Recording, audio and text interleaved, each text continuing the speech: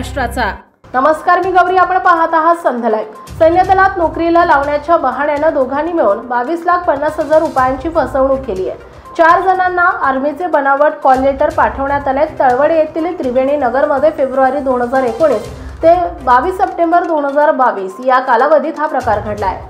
दत्तात्रय कोकाटे यांनी या प्रकरणी 12 मे रोजी चिखली पोलीस ठाण्यात फिर्याद दिली। बाजीराव पाटील, संतोष ठाकूर यांच्या विरोधात पोलिसांनी गुन्हा दाखल केलाय। संशयितांनी कोकाटे यांची सून, तिचा भाऊ अमोल फनसे, पुतण्या रोहित आणि फिर्यादी यांचे मित्र मोहन शिंदे यांच्या मुलाला सैन्य दलात नोकरी लावण्याचं आमिष दाखवलं। त्यासाठी चौघांकडून एकूण 22,50,000 रुपये घेतले। आर्मीचे बनावट कॉल लेटर तयार करून ते पाठवून विश्वास संपादन केला। मात्र ते पत्र बनावट असल्याचं उघडकीस आल्यानंतर याबाबत गुन्हा दाखल करण्यात आला। सहाय्यक पोलीस निरीक्षक नवनाथ मोठे तपास करतायत।